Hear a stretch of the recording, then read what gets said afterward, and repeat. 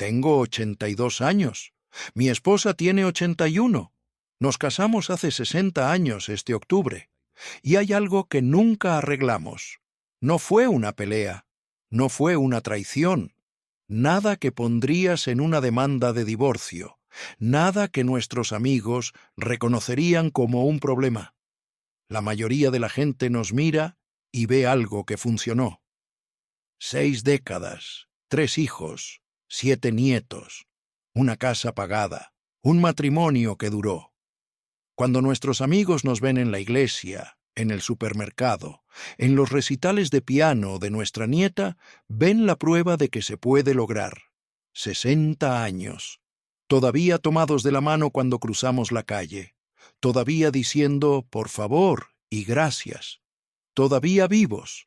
Pero hay esto entre nosotros, este silencio, y ha estado ahí desde 1967, tal vez antes. Ya no recuerdo cuándo empezó, solo que una vez que comenzó, nunca dejó de crecer. Simplemente se volvió parte de la arquitectura, como una habitación en la casa a la que dejas de entrar. No la clausuras con tablas. No hablas de ella, simplemente pasas de largo. Durante 60 años, cada día, cada conversación, cada comida, cada aniversario, pasas de largo tantas veces que eventualmente olvidas que ahí hay una puerta. Olvidas que las habitaciones pueden abrirse. Olvidas que el silencio es una elección que sigues tomando, una y otra vez, cada día. Te estoy contando esto porque se me está acabando el tiempo para pretender que no importa. Los médicos dicen que estoy saludable para mi edad, pero sé lo que significan 82 años. Sé cuáles son las probabilidades. Sé que una mañana, tal vez en 6 meses, tal vez en 6 años, no voy a despertar, o ella no va a despertar. Y entonces será demasiado tarde. No demasiado tarde para arreglarlo. Ya es demasiado tarde para eso. Demasiado tarde incluso para reconocer que existió. Y porque creo que tal vez estás construyendo la misma habitación ahora mismo, en tu propio matrimonio, y todavía no lo sabes. Piensas que lo que no estás diciendo es pequeño. Piensas que se va a resolver solo. Piensas que el amor es suficiente para llenar los espacios que estás dejando vacíos. Piensas que si solo sigues adelante, sigues siendo amable, sigues apareciendo, eventualmente lo que no se dice se desvanecerá como niebla de la mañana. No se desvanece, se calcifica, se vuelve hueso, se vuelve el esqueleto que sostiene todo lo demás y no puedes quitarlo sin que toda la estructura colapse. Mi esposa está en la otra habitación ahora mismo. Está viendo algo en la televisión. Puedo oír el volumen, ese tono específico que le gusta, un poco demasiado alto. Ha estado perdiendo el oído durante 5 años, pero no lo admite. No se lo hace revisar. Así que el volumen sigue subiendo, semana tras semana, hasta que puedo oír cada palabra de cualquier programa de misterio británico que esté viendo. La voz de una mujer diciendo algo sobre coartadas. La voz de un hombre respondiendo, música de suspenso enlatada. Estoy aquí, en la mesa de la cocina, con esta laptop que mi nieto configuró para mí. La laptop tiene 4 años ahora. Me mostró cómo usarla un martes por la tarde en 2020, durante la pandemia, cuando nadie podía visitar excepto a través de pantallas. Fue paciente. Escribió los pasos en un blog legal. Haz clic aquí, escribe aquí, presiona esto. El blog legal todavía está en el cajón debajo de la laptop, amarillo y enrollándose en los bordes. Estamos en la misma casa. Hemos estado en la misma casa durante 43 años. Es una colonial de 3 habitaciones en una calle bordeada de arces. La cocina es pequeña, azulejo amarillo de 1997. Gabinetes blancos que pintamos nosotros mismos en 2002.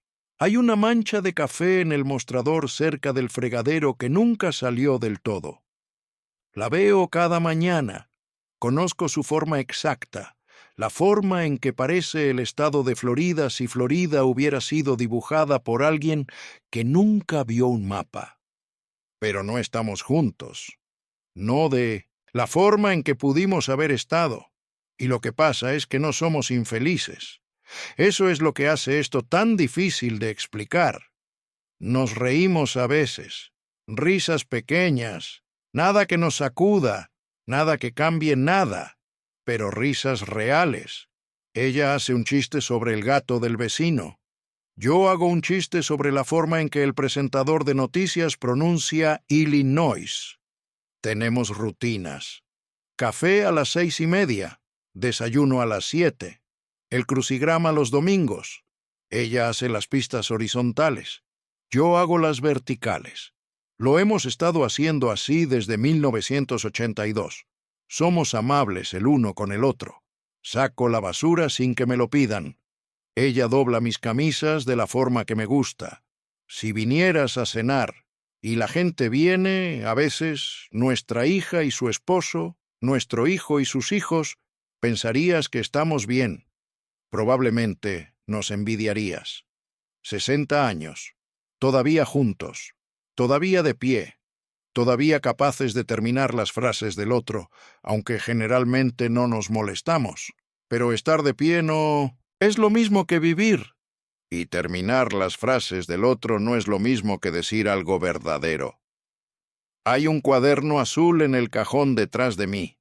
Segundo cajón desde arriba. Lado izquierdo, detrás de las estampillas y las pilas de repuesto y el manual de instrucciones de una cafetera que tiramos en 2009. Sé que está ahí porque lo puse ahí en 1983 y ninguno de los dos lo ha tocado desde entonces. Ni ella, ni yo.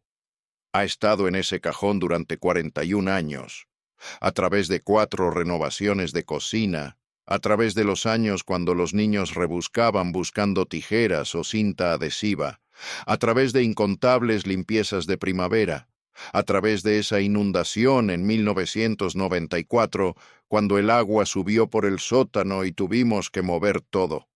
Movimos el cuaderno. Lo pusimos de vuelta en el mismo lugar. No necesito abrir el cajón para saber que está ahí. Es una de esas cosas que llevas en el cuerpo.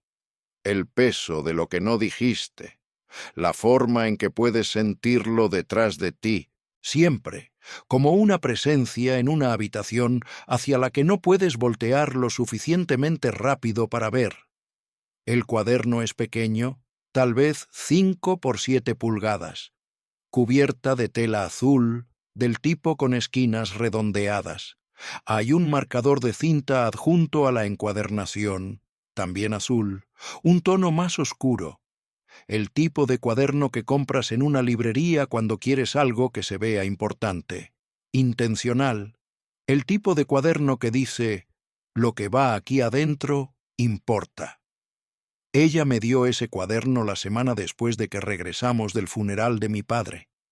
Había una tarjeta adjunta con una banda elástica. La tarjeta era de color crema, simple. Su letra en el frente, esa inclinación específica que siempre ha tenido, la forma en que sus higues se curvan en la parte inferior. La tarjeta decía, para las cosas de las que necesitamos hablar. El cuaderno estaba vacío cuando me lo dio. Las páginas estaban en blanco. Páginas de color crema con líneas azules tenues. Esa textura específica del papel de buena calidad, del tipo que cuesta más, del tipo que se supone que te hace querer escribir en él. Todavía está vacío. Nunca escribimos una sola palabra en él, ni una oración, ni una confesión, ni un intento. Eso fue hace 41 años. Sé que la tarjeta todavía está ahí también, todavía envuelta en la banda elástica. No la he mirado desde 1983, pero lo sé, de la misma forma que sé dónde vive cada objeto en esta casa, de la misma forma que sé qué cajón tiene las pilas, qué gabinete tiene las tazas de café. Después de 43 años en la misma casa, sabes dónde está todo incluso las cosas que estás tratando de olvidar. Probablemente estás pensando que esto es sobre infidelidad, o dinero, o algo dramático. No lo es peor que eso, porque si fuera algo grande, algo imperdonable, al menos habría una razón, al menos habría un villano, al menos podría señalar un momento y decir, ahí fue cuando se rompió. Pero esto fue 1000 pequeñas elecciones, 1000 momentos donde uno de nosotros pudo haber dicho algo verdadero, y no lo hizo. Y ahora estamos aquí, al final, y no sé cómo llegar a través de 60 años de silencio y decir lo que debía haber dicho en 1967. Ni siquiera sé si ella quiere que lo haga ya. Cuando nos casamos en 1962, yo tenía 22. Ella tenía 21. Todos decían que éramos perfectos el uno para el otro. Su padre era abogado en la ciudad. El mío era vicepresidente en First National. Nos conocimos en una reunión universitaria en noviembre de 1959. Ella llevaba un vestido verde. Recuerdo eso, verde con un cuello blanco. Estaba parada cerca de la ponchera, hablando con alguien que no conocía. Tenía el cabello recogido. Se rió de algo y pensé, quiero hacerla reír así. Nos gustaban las mismas películas. Ambos pensábamos que Ben-Hur estaba sobrevalorada. Ambos amábamos cualquier cosa con Audrey Hepburn. No discutíamos. Eso era importante. Entonces, no discutir significaba que eran compatibles, significaba que se entendían sin tener que explicar todo, significaba que el matrimonio duraría. Mi madre decía, nunca los oyes pelear, como si fuera el mayor cumplido que pudiera dar. Su madre decía, son tan fáciles juntos. Y todos asentían como si eso lo resolviera todo. Y sí duró. Ese es el chiste. Ese es el terrible y absurdo chiste.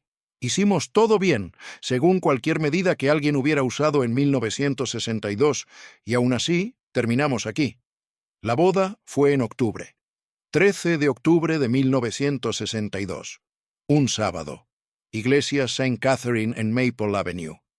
La misma iglesia donde sus padres se habían casado, donde ella había sido bautizada, donde había tenido su primera comunión.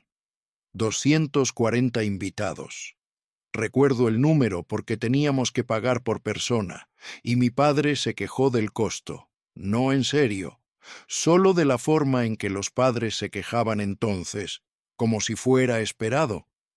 Su vestido era marfil con mangas de encaje, mangas largas. El encaje llegaba hasta sus muñecas y tenía estos diminutos botones de perla. 42 botones. Lo sé porque vi a su madre abotonárselos esa mañana. Se suponía que no debía estar ahí.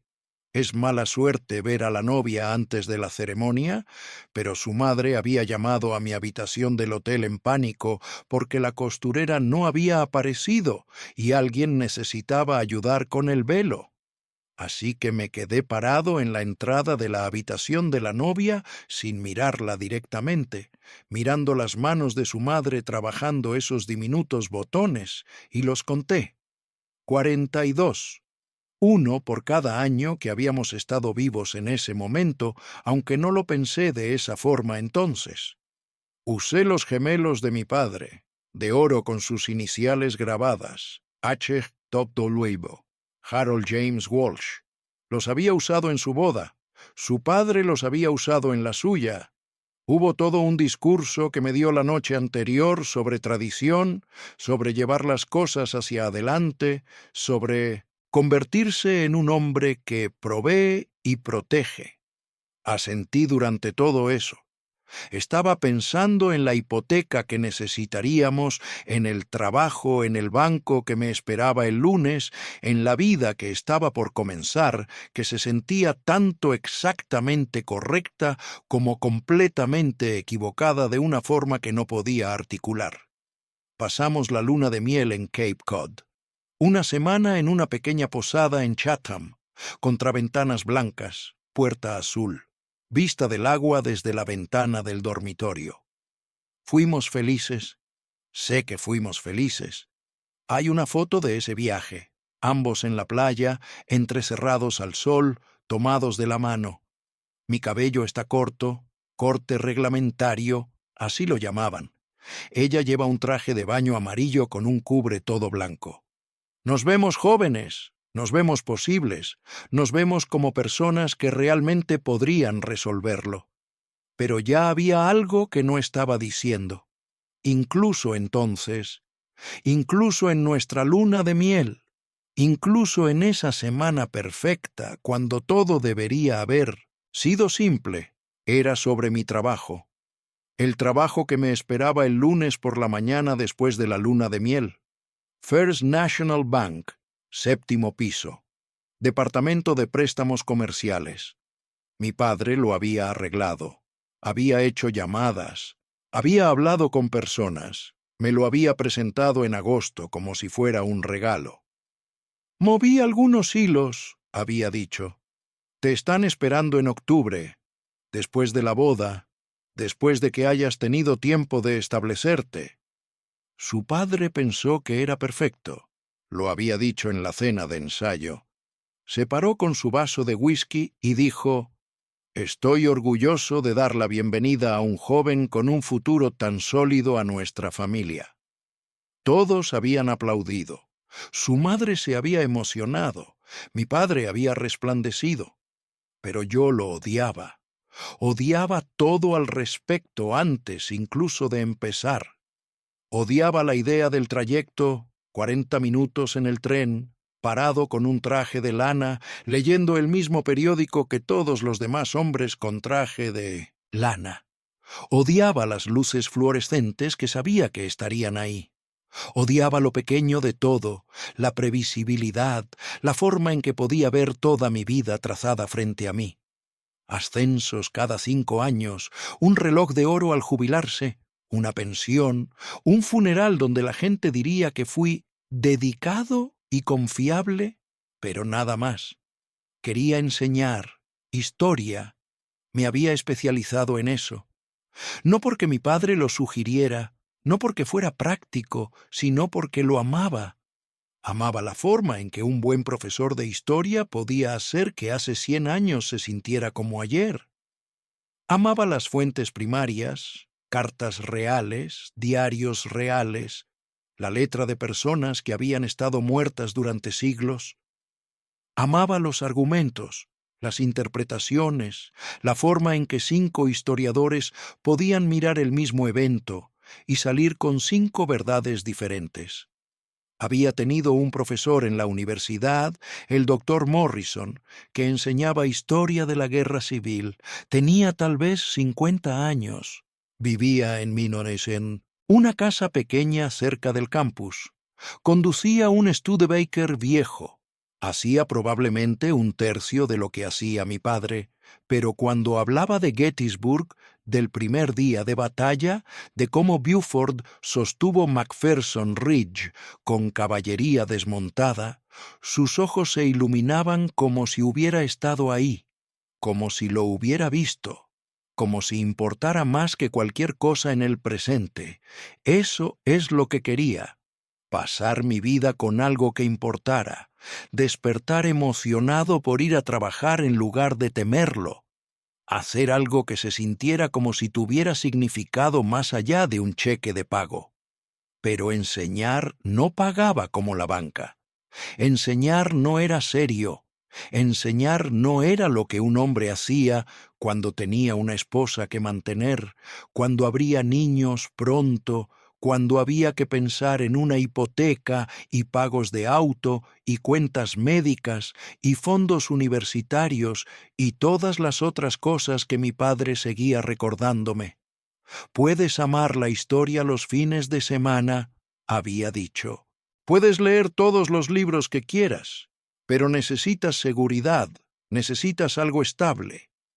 Así que no dije nada, ni a mi padre, ni a su padre, ni a ella. Me dije que era temporal. Me dije que lo haría por unos años, solo para establecerme, solo para construir algunos ahorros, solo para hacer que todos se sintieran cómodos. Y luego lo mencionaría. Diría: He estado pensando en enseñar. Tendría la conversación cuando estuviéramos más establecidos, cuando el dinero estuviera mejor, cuando el momento fuera el correcto. El momento nunca fue el correcto. Para 1965 teníamos una hipoteca, una casa en Brookfield con un patio y un garaje. Para 1967 teníamos un hijo, Daniel, 7 libras, 3 onzas, nacido un martes.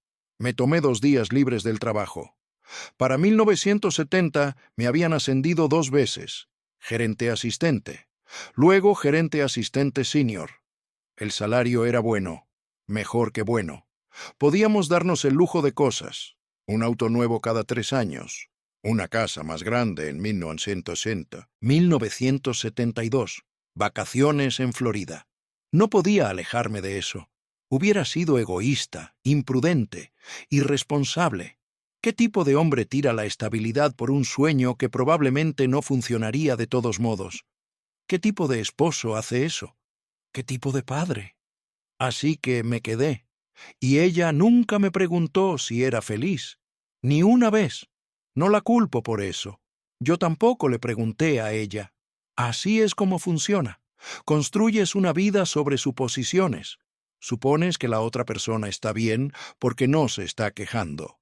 Supones que el silencio significa satisfacción. Supones que si algo estuviera realmente mal, lo dirían. Supones que tienes tiempo para hablar de eso después, cuando las cosas se calmen, cuando haya una pausa, cuando la crisis del momento pase. Y luego después se vuelve 30 años. Y 30 años se vuelven 60. Y estás sentado en una mesa de cocina con 82 años, preguntándote qué hubiera pasado si simplemente hubieras dicho lo que estabas pensando en 1962. El cuaderno azul salió en 1983 porque ese fue el año en que todo casi se abrió. El año en que la distancia entre lo que era y en lo que me había convertido se sintió repentinamente, violentamente insoportable. Mi padre murió en marzo, 17 de marzo, día de San Patricio. Repentino. Ataque al corazón. Estaba en la oficina. 69 años. La secretaria me llamó a las 3 de la tarde. Dijo, «Tu padre colapsó. La ambulancia lo está llevando a General. Estaba muerto antes de que llegara. Conduje 43 minutos a través del tráfico y ya se había ido. El doctor dijo que fue masivo. Dijo que probablemente no sufrió.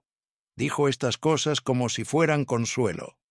Yo tenía 43, exactamente la misma edad que él había tenido cuando nací.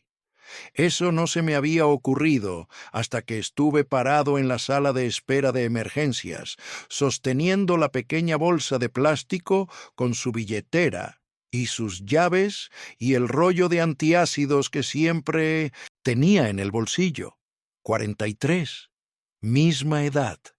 Y pensé, vivió 26 años más después de que nací. 26 años despertando, yendo a esa oficina y volviendo a casa y cenando y viendo televisión y haciéndolo todo de nuevo. ¿Alguna vez se sintió atrapado? ¿Alguna vez se quedó despierto en la noche preguntándose qué más pudo haber sido? Habíamos almorzado la semana antes de que muriera. Almuerzo del martes. Esa era nuestra rutina. Todos los martes durante los últimos 5 años, desde que se había retirado de la gestión activa, pero mantenía una oficina en el banco. Nos reuníamos en el restaurante en Broad Street. Siempre pedía lo mismo, sándwich de queso a la parrilla y sopa de tomate. Yo siempre pedía un club sándwich. Ese último martes había estado de buen humor, hablando del mercado, de las tasas de interés, de alguna inversión que había hecho que estaba dando resultado. Y entonces lo dijo, dejó su cuchara y me miró a través de esa mesa de fórmica marrón y dijo, «Estoy orgulloso de ti». Dije, «Gracias, papá».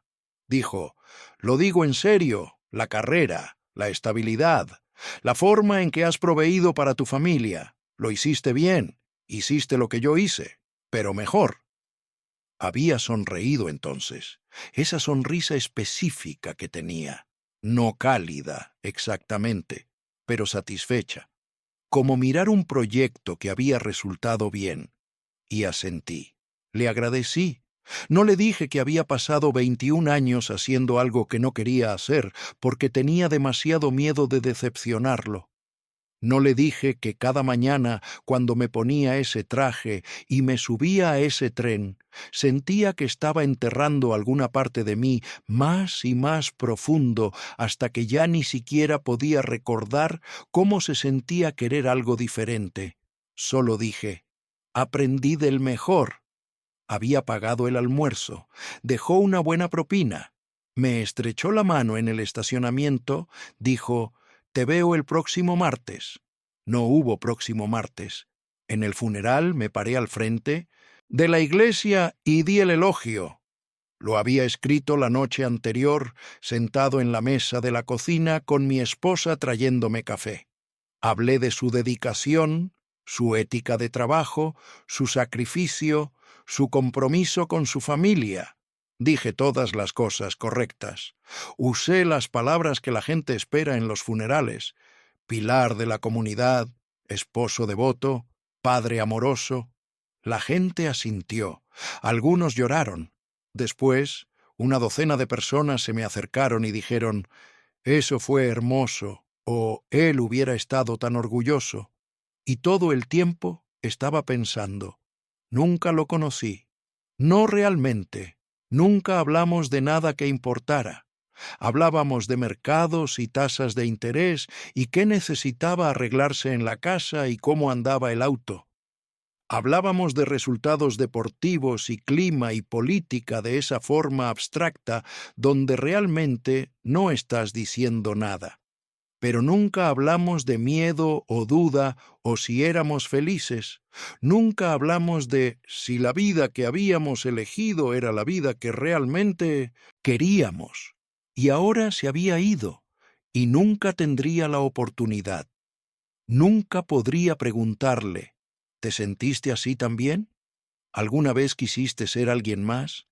¿Alguna vez te quedaste despierto en la noche junto a mamá y sentiste que estabas viviendo la vida de otra persona?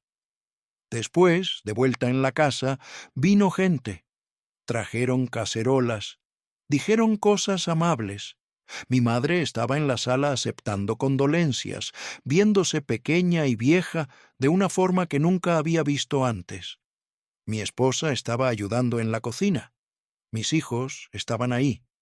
Daniel tenía 16, Sara tenía 13, Michael tenía 11. Estaban callados, incómodos en su ropa formal, sin saber qué hacer consigo mismos en el funeral de su abuelo. No pude quedarme en la casa. Demasiada gente, demasiado ruido, demasiadas personas contando historias sobre un hombre que no estaba seguro de haber conocido realmente. Así que fui al garaje. Era tarde en la tarde.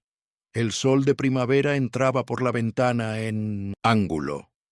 El garaje olía a aceite de motor y recortes de césped y ese olor específico de cajas de cartón que han estado ahí por años. Había cajas por todas partes, las cosas de mi padre. Mi madre había estado clasificándolas, decidiendo qué conservar, qué tirar, qué regalar. La mayor parte sería tirada. Eso es lo que pasa. Pasas 70 años acumulando cosas y luego mueres, y todo es tirado.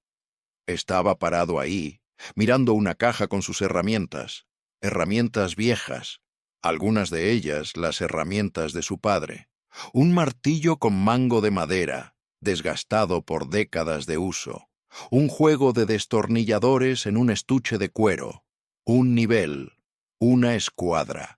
Cosas que habían sido usadas y mantenidas y conservadas porque eran de buena calidad, porque no tiras buenas herramientas. Y empecé a llorar. No en voz alta, solo parado ahí con lágrimas corriendo por mi cara, mirando el martillo de mi padre muerto. Mi esposa me encontró así. No sé cuánto tiempo había estado parado ahí. lo suficiente para que el sol se hubiera movido y el garaje estuviera oscureciéndose. No dijo nada al principio. Solo vino y se paró junto a mí. Puso su mano en mi hombro. Luego dijo, ¿estás bien? Y casi se lo dije. Casi lo dije todo. Casi dije, no, no estoy bien. He sido infeliz durante 20 años. Me quedé en el banco porque pensé que era lo que se suponía que debía hacer. Pensé que era lo que tú querías. Pensé que era lo que papá quería. Pensé que me hacía un buen hombre, un buen esposo, un buen padre. Pero ya no sé quién soy. No sé qué quiero. No sé en qué creo. Y estoy aterrado de que voy a morir de la misma forma que él murió, habiendo vivido la vida de otra persona, habiendo pasado 70 años siendo quien todos necesitaban que fuera, y ni una sola vez siendo quien realmente era. Casi dije todo eso. Las palabras estaban ahí, empujando contra mis dientes, queriendo salir. En cambio dije, estoy bien. Me miró por mucho tiempo, y pude verlo, la decisión pasando en su cara, el cálculo. Quería insistir, quería preguntar más, quería no creerme, pero también quería que fuera verdad. Quería que estuviera bien, porque si no estaba bien, entonces ella tendría que lidiar con eso. Tendría que reconocer que tal vez las cosas no estaban funcionando, que tal vez nuestra vida, nuestra buena, exitosa, estable vida, no era suficiente. Así que asintió. Dijo, «Está bien», dijo, «la gente está empezando a irse. Probablemente deberíamos volver adentro». Dije, «Sí, estaré ahí enseguida». Apretó mi hombro una vez más y volvió a la casa. Y me quedé parado ahí en el garaje con el martillo de mi padre en la mano y la puesta de sol entrando por la ventana. Y lo supe. Supe que ese era el momento de seguirla adentro y decirlo, de sentarla y decirle la verdad, de arriesgar todo por la posibilidad de algo real. Pero no lo hice. Puse el martillo de vuelta en la caja. Me limpié la cara. Volví adentro. Estreché manos con la gente. Acepté sus condolencias. Comí un pedazo del pastel de limón de mi tía. Conduje a casa con mi familia. Fui a trabajar al día siguiente. Una semana después, me dio el cuaderno azul. Sabía lo que significaba. No era un regalo. No era solo un cuaderno. Era una invitación. Una puerta abriéndose. Estaba diciendo sin decir, sé que algo está mal. Lo he sabido por un tiempo, tal vez años. Y yo también tengo miedo, pero estoy dispuesta. Estoy lista. Escríbelo. Dime. Intentemos. La tarjeta adjunta decía, para las cosas de las que necesitamos hablar. No queremos, necesitamos. Había elegido esa palabra cuidadosamente. Sé que lo hizo. Mi esposa no elige palabras por accidente. Lo sostuve en mis manos. Me senté en la mesa de la cocina. Era de mañana. Sábado por la mañana. Ella había ido al supermercado. Tenía la casa para mí solo. El cuaderno estaba frente a mí. Un bolígrafo al lado. Las páginas de color crema esperando. Lo abrí. Miré la primera página. Esas líneas azules tenues. Esa textura de papel. Tomé el bolígrafo. Lo sostuve sobre la página. Me senté ahí durante una hora. Pensé en lo que escribiría. ¿Cómo empezaría? Querida, no. Demasiado formal. Necesito decirte, demasiado dramático. Solo empieza con la verdad. Solo escribe la primera cosa verdadera y ve qué sigue. Pero no pude. Porque si empezaba, tendría que decir todo. Tendría que admitir que la vida que habíamos construido, la casa, los niños, la estabilidad, la forma en que la gente nos miraba y veía éxito, todo estaba construido sobre mí pretendiendo ser alguien que no era. Tendría que admitir que le tenía rencor, aunque nada de esto era su culpa. Aunque ella nunca me pidió que fuera miserable, aunque ella solo estaba tratando de construir una vida, igual que yo. Tendría que admitir que estaba enojado, con ella, con mi padre, conmigo mismo. Tendría que admitir que había tomado decisiones, que seguía tomando decisiones cada día, de permanecer en silencio, de permanecer seguro, de mantener la paz. Tendría que dejar de ser la víctima de mi propia vida y admitir que era el arquitecto. ¿Y qué pasaría entonces? ¿Qué pasaría si lo escribiera todo y ella lo leyera? Tal vez entendería, tal vez diría, lo sé, yo también lo he sentido, descubrámoslo juntos, empecemos de nuevo, construyamos algo real esta vez. O tal vez estaría devastada, tal vez se sentiría traicionada. 21 años de matrimonio, 3 hijos, ¿y me estás diciendo que has sido infeliz todo este tiempo? ¿Me estás diciendo que esta vida que construimos, esta vida que pensé que era buena, no fue suficiente para ti? O tal vez nada cambiaría en absoluto. Tal vez hablaríamos de ello, lloraríamos por ello, prometeríamos hacerlo mejor, y luego solo seguiríamos exactamente de la misma manera, porque teníamos niños, teníamos una hipoteca, teníamos obligaciones, teníamos una vida que funcionaba, aunque no se sintiera de la forma en que se suponía que debía sentirse. Cerré el cuaderno, dejé el bolígrafo, puse el cuaderno en el cajón, pensé, tal vez después, tal vez cuando descubra cómo decirlo bien, tal vez cuando sepa qué estoy pidiendo, tal vez cuando tenga una solución, no solo un problema. Y ella nunca lo volvió a mencionar, nunca dijo, ¿escribiste en el cuaderno? Nunca preguntó, ¿estás listo para hablar? Simplemente lo dejó ir. Me dejó tener la salida que era demasiado cobarde para tomar. Ese fue el punto de no retorno. No lo sabía entonces. No podía verlo.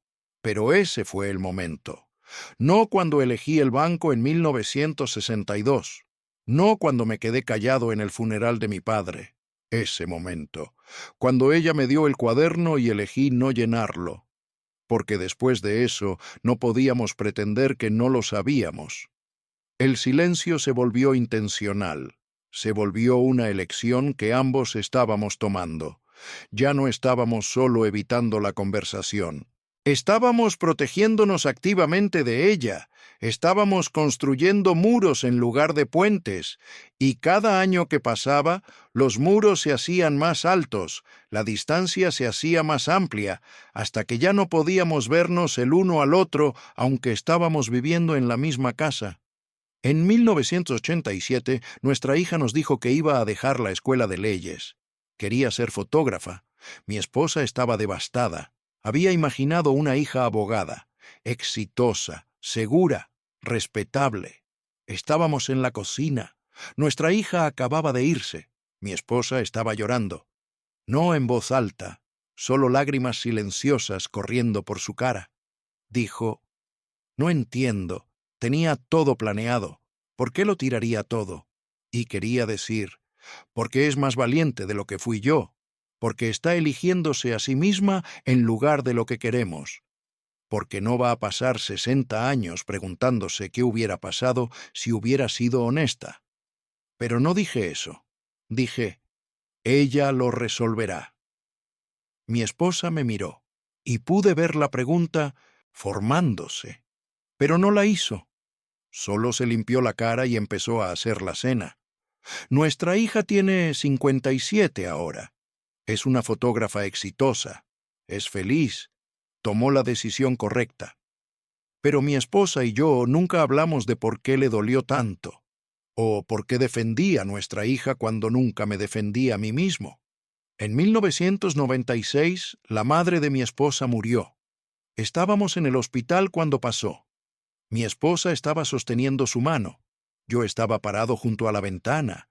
Después, en el auto, mi esposa dijo, «Nunca le dije que estaba enojada». No pregunté qué quería decir. Debí haberlo hecho. Pero no lo hice. Dijo, «Siempre tenía esta idea de quién debía ser yo.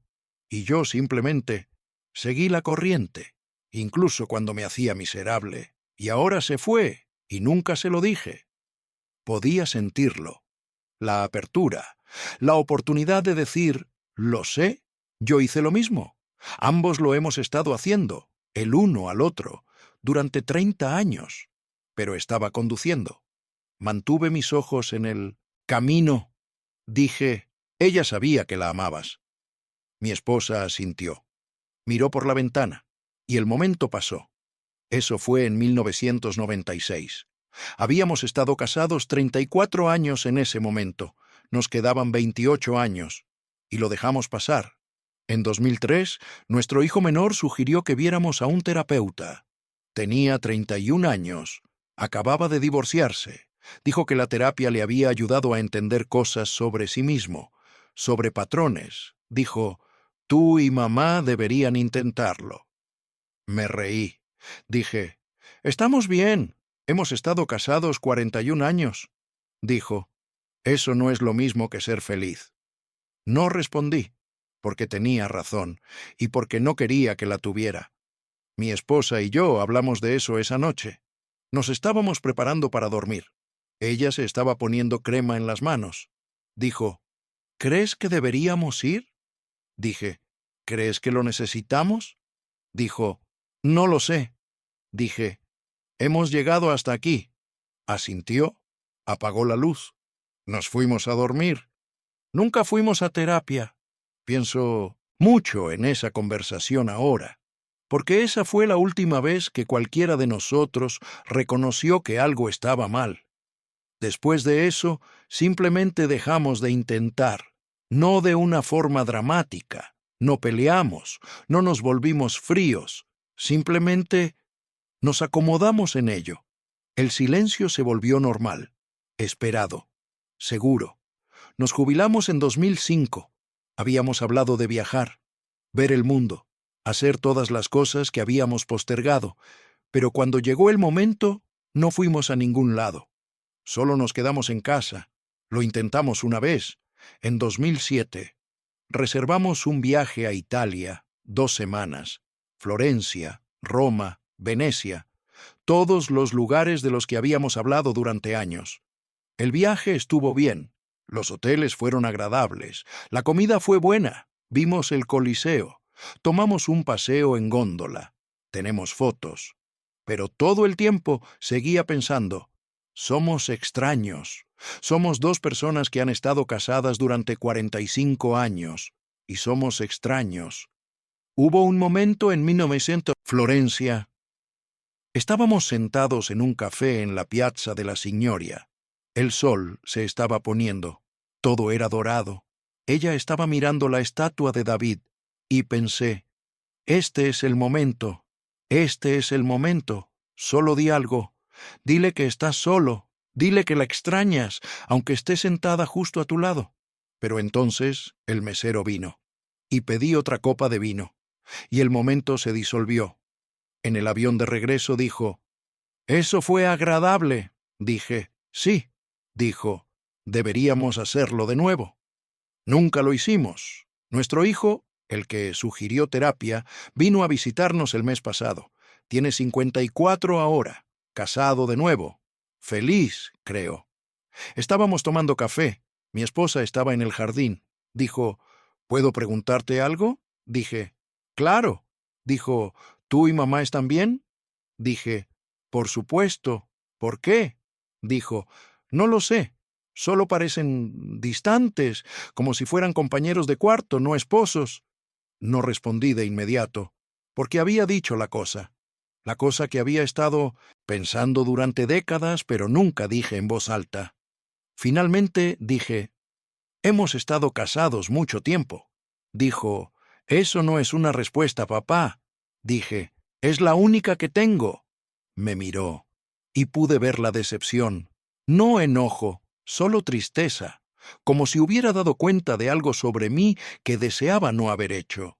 Dijo, no es demasiado tarde, ¿sabes?, para hablar con ella, para arreglarlo. Pero se equivoca. Es demasiado tarde. No porque seamos demasiado viejos, no porque no tengamos tiempo, sino porque hemos construido 60 años encima de ese silencio. No puedes excavar eso. No puedes simplemente cavar hacia abajo y sacar la cosa que enterraste en 1967 y esperar que todavía esté viva. El silencio es estructural ahora. Si lo quitáramos, todo lo demás colapsaría. La semana pasada abrí el cajón. No sé por qué. Estaba buscando estampillas y vi el cuaderno azul.